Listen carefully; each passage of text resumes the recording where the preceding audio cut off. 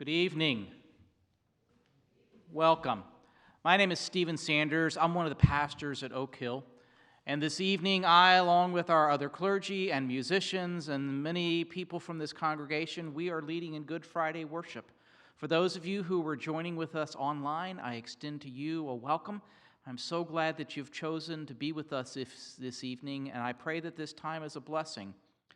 Good Friday service is very different. Good Friday worship is a somber worship experience. This evening, we will rehear the story of Jesus' betrayal, arrest, crucifixion, and death.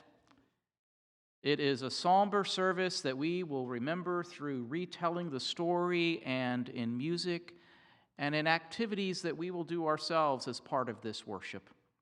For those of you who are in the sanctuary, you should have received an envelope. Everyone should have received an envelope as you came in. If you have not received one, if you would hold up a hand, please, and one of our ushers will bring an envelope to you.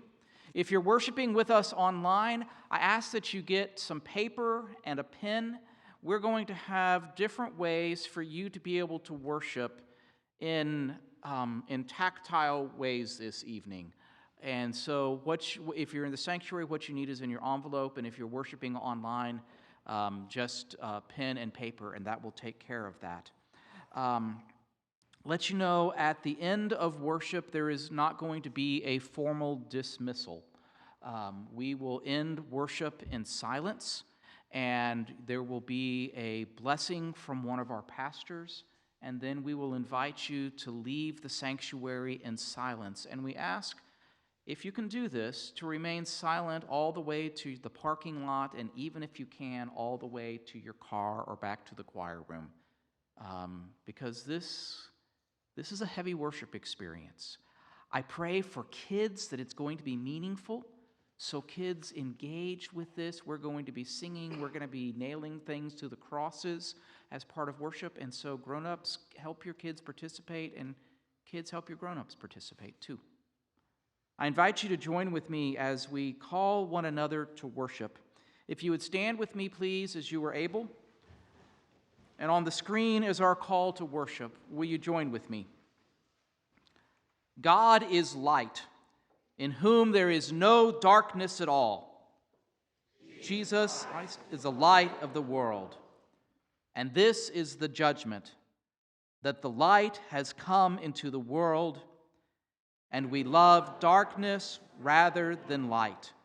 I invite you to join with our musicians and lift our voices in prayer and song as we sing together. What wondrous love is this? It's in your hymnal on page 292, and the words are on the screen. We're going to sing the first, second, and fourth verses. Let us lift our voices to God.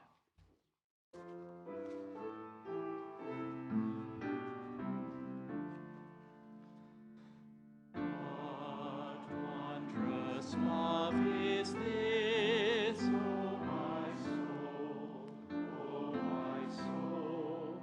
what wondrous love is this, oh my soul, what wondrous love is this.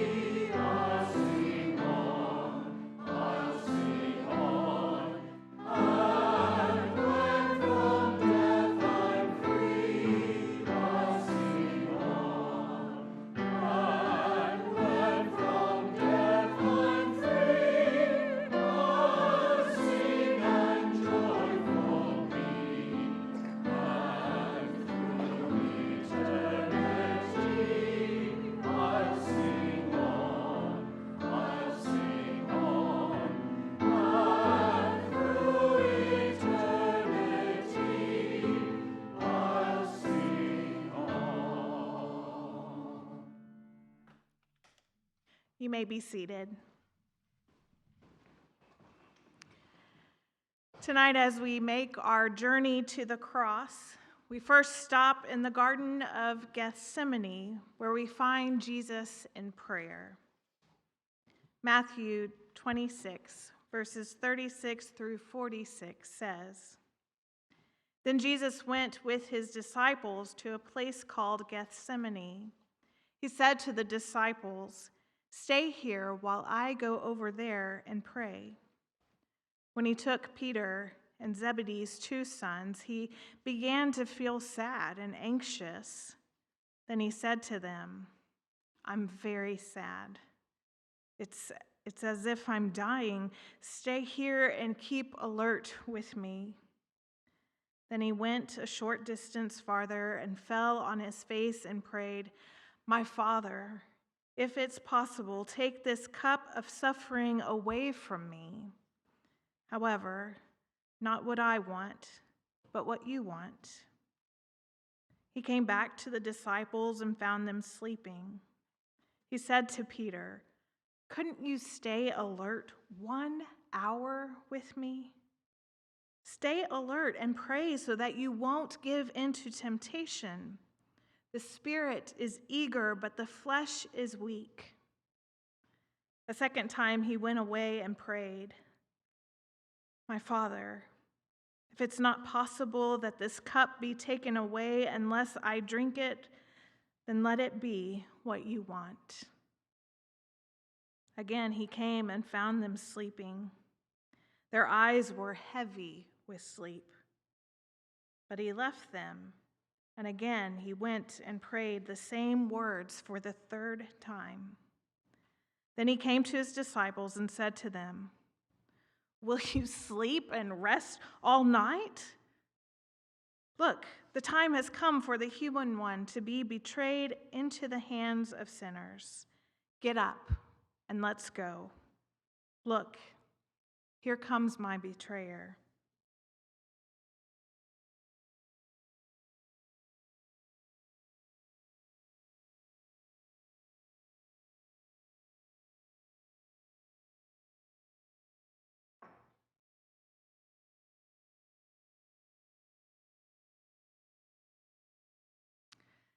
Jesus struggled to cope with fear on his own.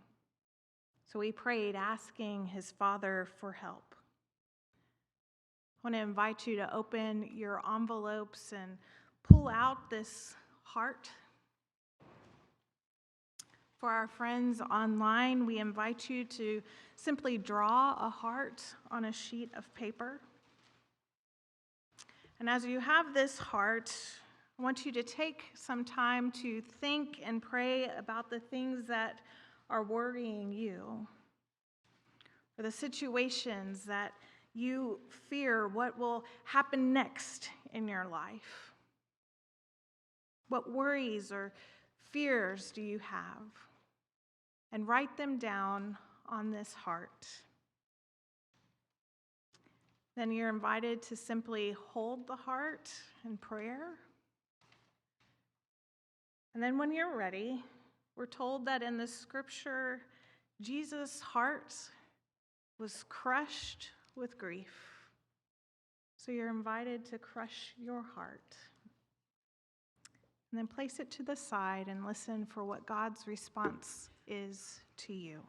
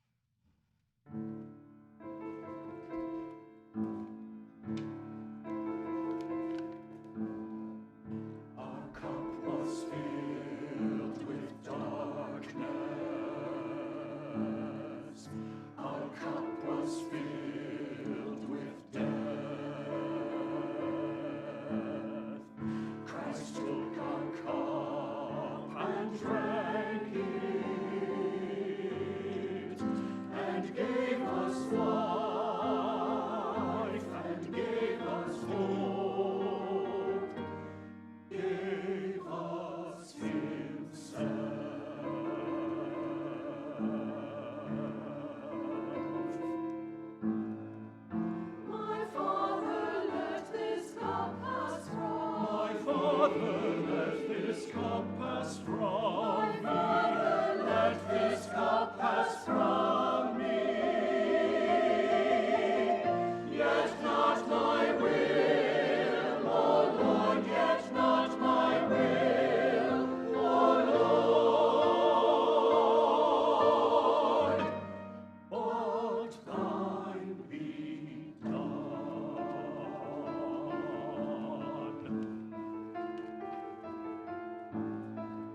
In blackest night we hear him,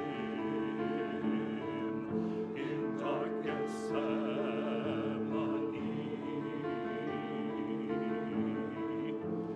pleading with the Father for one more way, for one more hope, for one more day.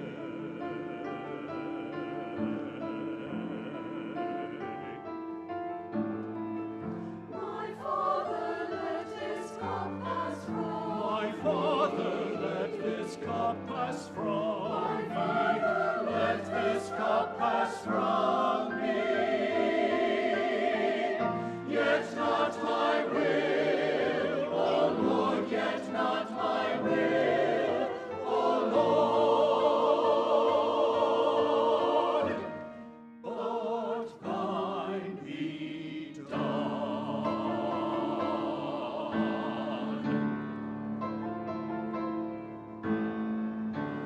Then they took our Savior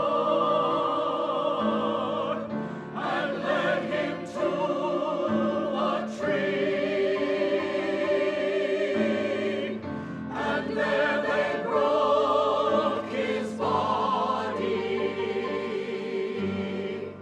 poured out his life, put him to death, to rise again.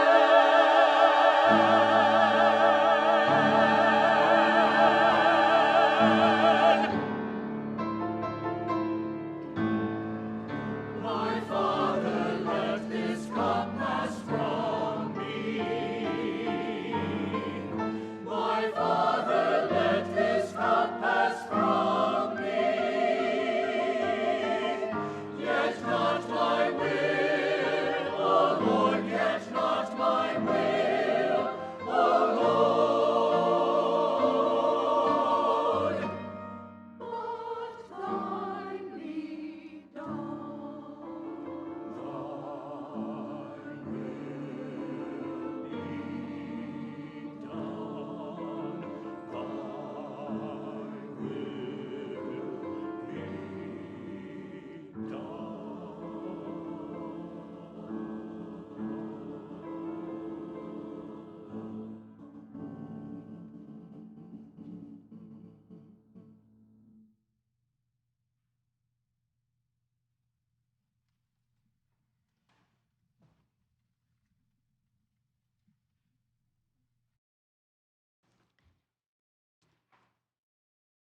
At our next station of the cross, we hear how Jesus is betrayed and arrested. Matthew 26:47 through 56 says, "While Jesus was still speaking, Judas, one of the 12, came. With him was a large crowd carrying swords and clubs. They had been sent by the chief priests and elders of the people. His betrayer had given them a sign: 'Arrest the man I kiss.' Just then he came to Jesus and said, 'Hello, Rabbi.' Then he kissed him. But Jesus said to him, 'Friend, do what you came to do.' Then they came and grabbed Jesus and arrested him.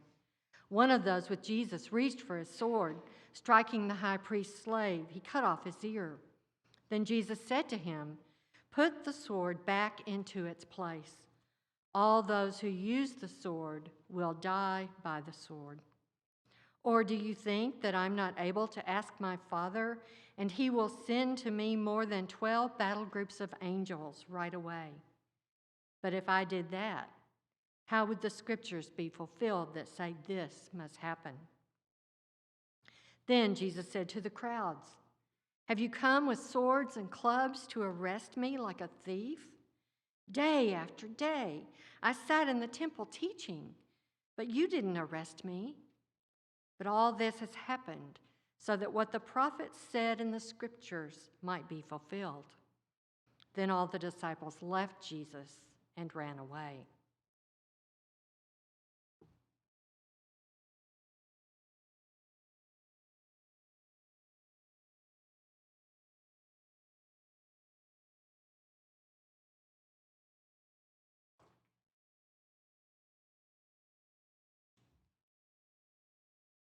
Now let us join in the singing, "Ah, Holy Jesus."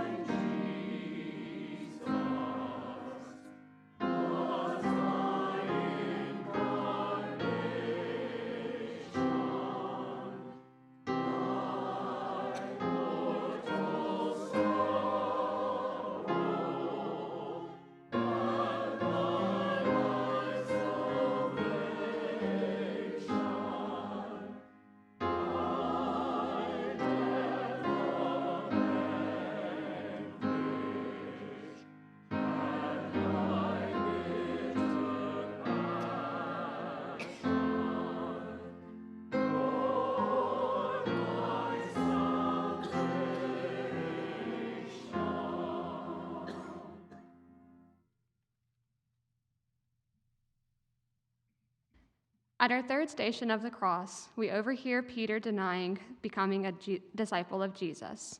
Luke 22, verses 54 through 62 says, "After they arrested Jesus, they led him away and brought him to the high priest's house. Peter followed from a distance. When they lit the fire in the middle of the courtyard and sat down together, Peter sat among them. Then a servant woman saw him sitting in the firelight. She stared at him and said, 'This man was with him too.' But Peter denied it, saying, 'Woman, I don't know him.' A little while later, someone else saw him and said, 'You were one of them too.' But Peter said, 'Man, I am not.' An hour or so later, someone else insisted, 'This man must have been with him because he is a Galilean too.'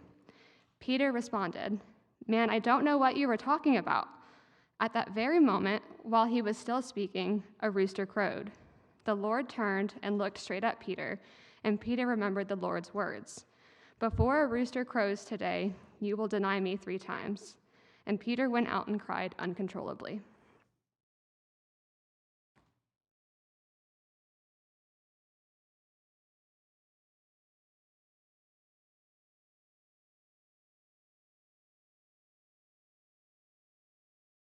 Now let us sing, Jesus walked this lonesome valley.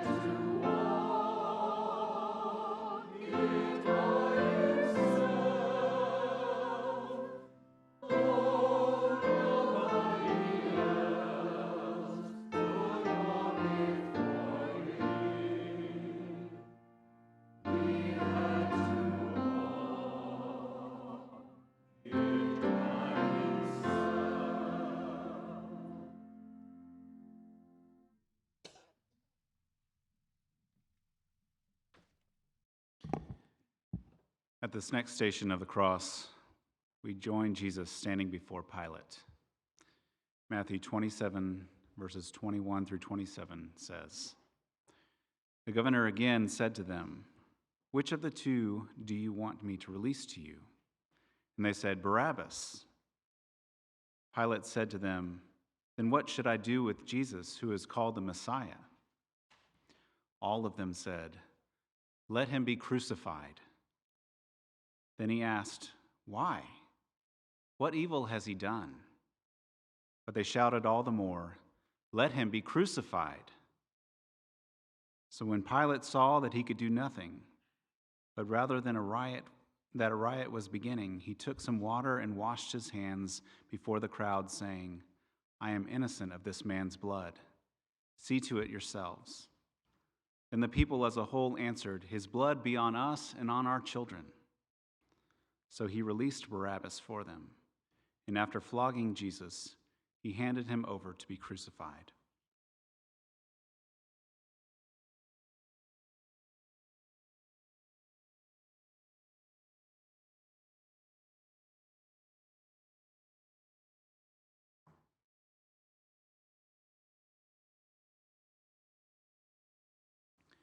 Pilate wasn't happy with their decision and wanted no part of it.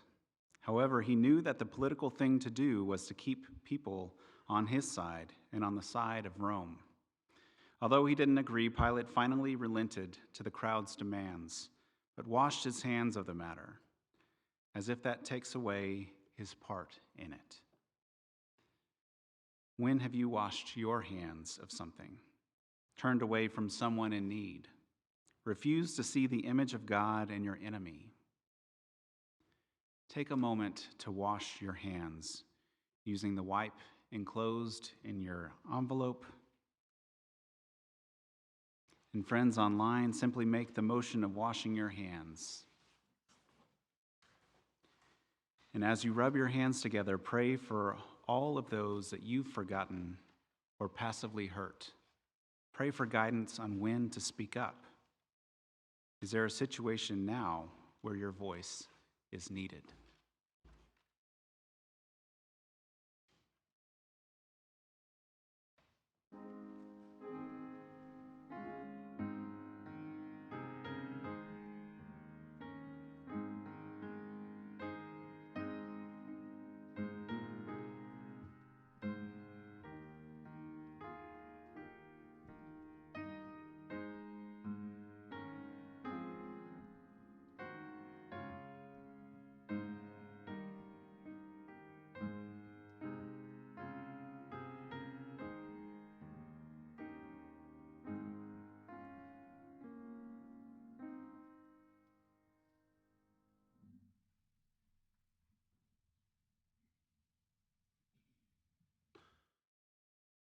At the fifth station, we pause as Jesus is mocked.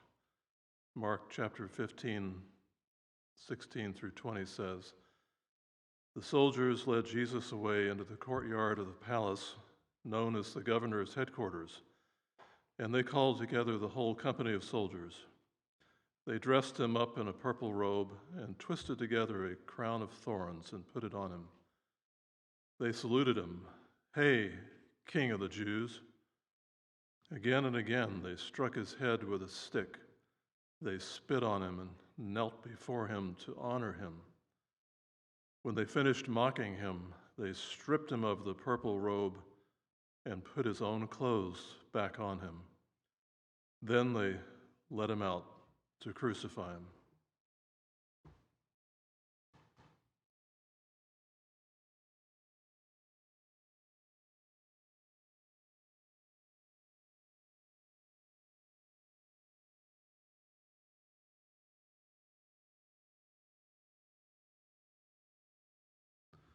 Let us sing to mock your reign, O dearest Lord.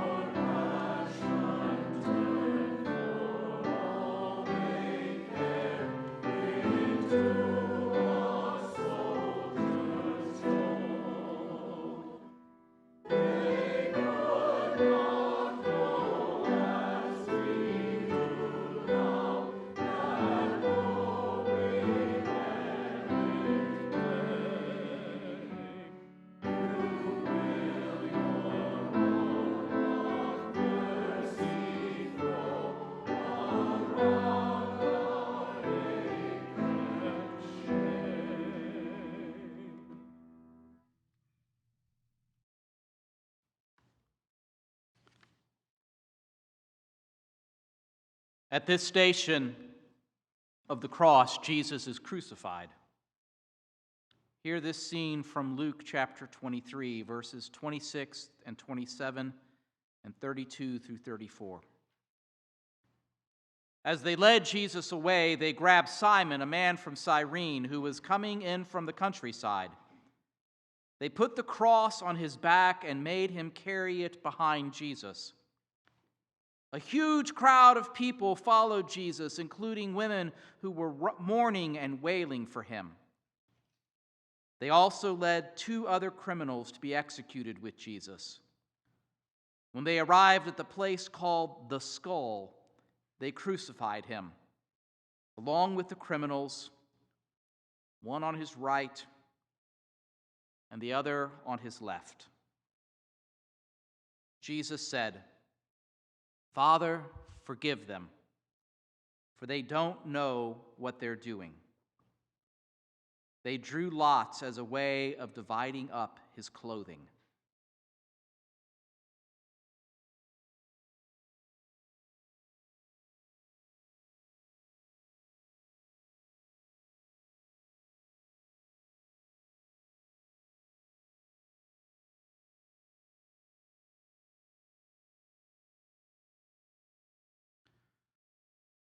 We worship a God who promises to bring forth new life.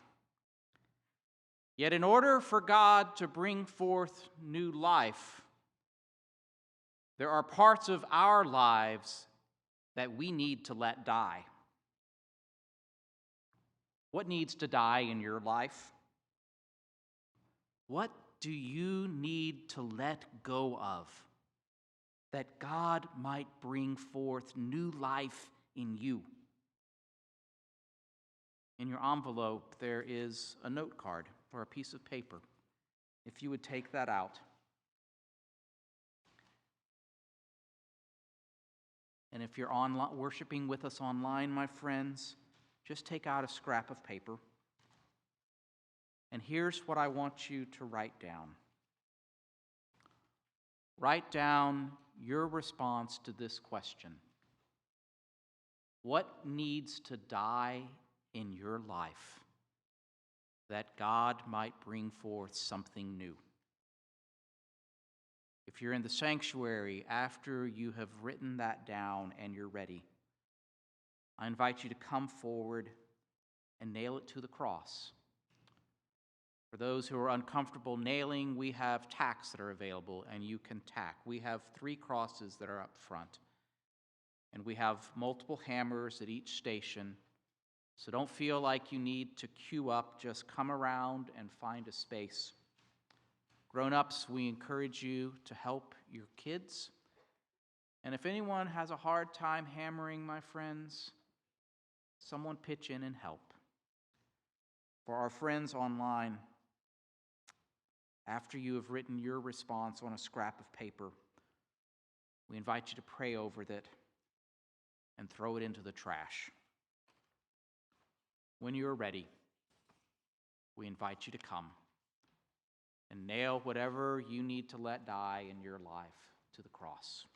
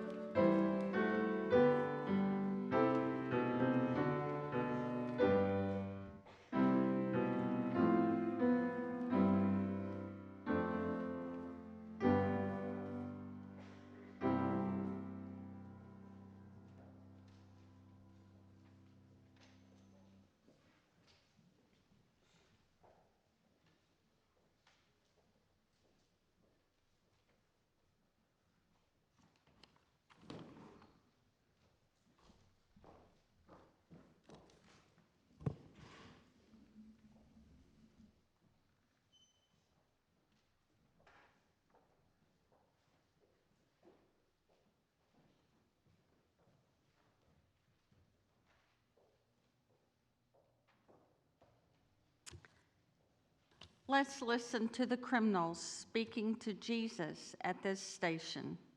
Luke 23:39 through 43 says, one of the criminals hanging next to Jesus insulted him.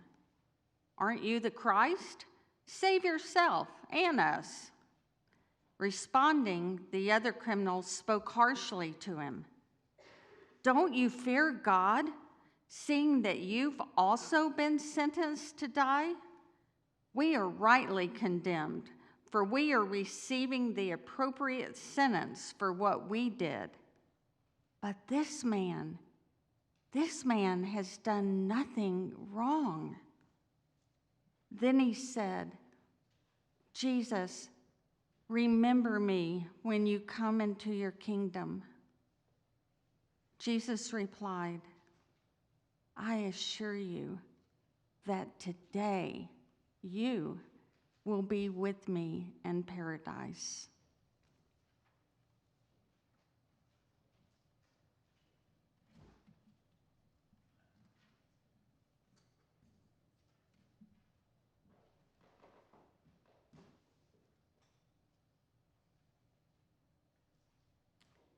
Now the choir will lead us in singing, Jesus, Remember Me.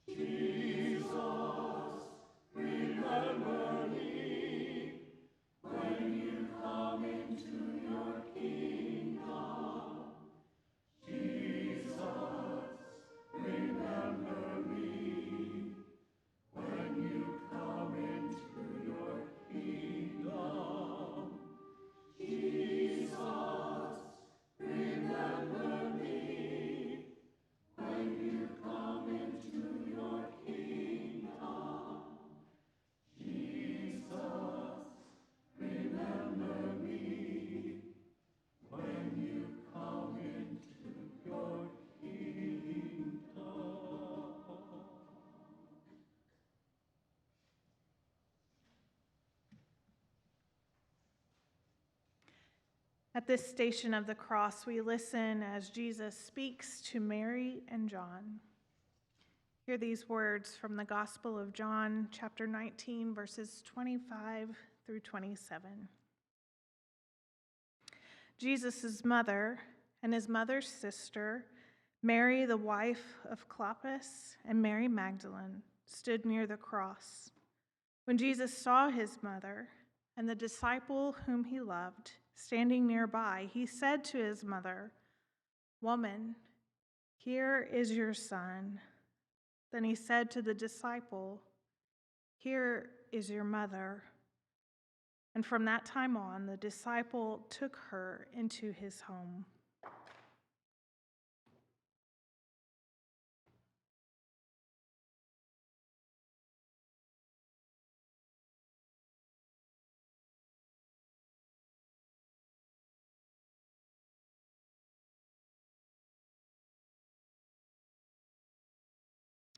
Jesus reached out to his mother and to the disciple he loves to remind them that they are not alone. And here he presents for us an image of the church. We are united, not into a club or a part-time engagement, but we are a family. We journey together through all of life, for better, for worse, for richer, for poorer, in sickness and in health, to love and to cherish until death do us part. I invite you to now pull out the puzzle piece that is in your envelope. For our friends online, I invite you to just sketch a puzzle piece, draw that on a sheet of paper. And as you look at this puzzle piece and hold on to it in this time of prayer, I want you to think about how Christ desires for you to be connected to others. Think about how this puzzle is incomplete when just one piece is missing. So who is God calling you to care for, to unite with, so that we may be whole?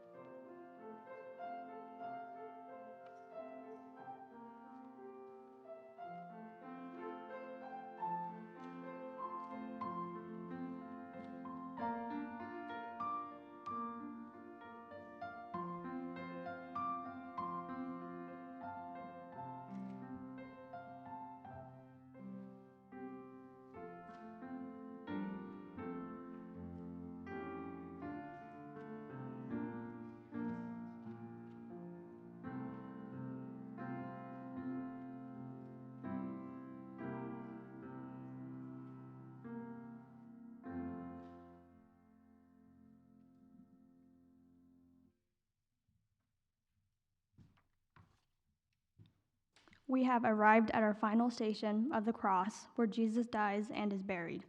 Luke 23, verses 44 to 46 and 50 to 56 says, "It was now about noon, and darkness covered the whole earth until about 3 o'clock, while the sun stopped shining. Then the curtain in the sanctuary tore down the middle. Crying out in a loud voice, Jesus said, 'Father, into your hands I entrust my life.' After he said this, he breathed for the last time. Now there was a man named Joseph, who was a member of the council. He was a good and righteous man. He hadn't agreed with the plans and actions of the council. He was from the Jewish city of Arimathea and eagerly anticipated God's kingdom. This man went to Pilate and asked for Jesus' body.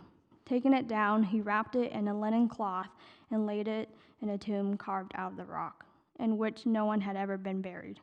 It was the preparation day for the Sabbath, and the Sabbath was quickly approaching. The women who had come with Jesus from Galilee followed Joseph. They saw the tomb and how Jesus' body was laid in it. Then they went away and prepared fragrant spices and perfumed oils. They rested on the Sabbath in keeping with the commandment.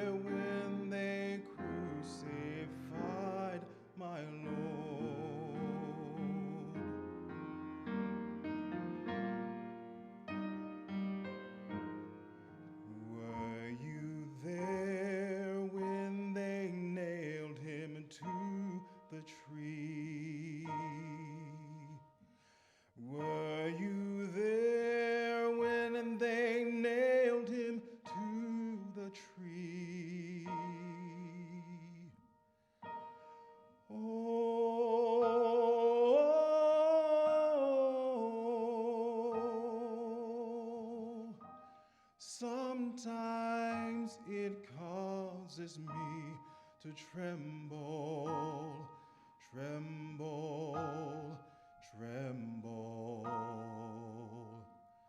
Were you there when they nailed him to the tree?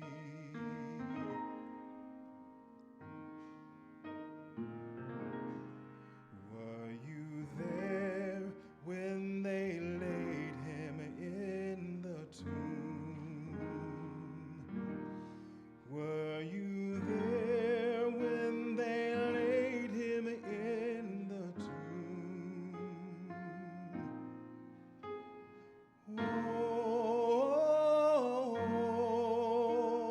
sometimes it causes me to tremble, tremble, tremble.